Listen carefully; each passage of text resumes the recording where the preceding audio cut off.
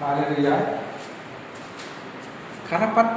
కరపత్రికలు పంచటం వలన ఆ పిల్లవాడికి మాట వచ్చింది. కరపత్రికలు దేవుడి యొక్క వాక్యాలు పంచటం వలన ఆమె కుమారుడికి వచ్చింది, మాట వచ్చింది. ఎట్లా వచ్చింది చూద్దాం. ఒక ఆయన పాస్టర్ గారు 40-60 సంవత్సరాలు ఆయన ఒక ట్రైన్లో పరలోక పత్రికలు పంచుకుంటూ వచ్చాడు. ఒక ఆమె ఇక్కడికి వచ్చి కరపత్రికలు ఇచ్చారు. ఆ పత్రిక చదివింది. ఆమె ముక్కలుగా చింపి ఆయన చెంప మీద కొట్టింది. కొట్టగా మూతి పగిలింది, ముక్కు పగిలింది. అయినా కూడా ఆయన వాష్రూమ్కి వెళ్ళి కడుక్కొని ఇంకా ట్రైన్లో మనుషులు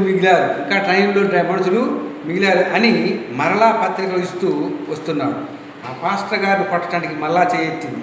ఆ పిల్లవాడు అమ్మా ఆ పాస్టర్ గారిని కొట్టద్దు, అమ్మా ఆ పాస్టర్ గారిని కొట్టద్దు అన్నప్పుడు కొట్టద్దు అని బోరుమని ఏడ్చాడు ఆ పిల్లవాడు.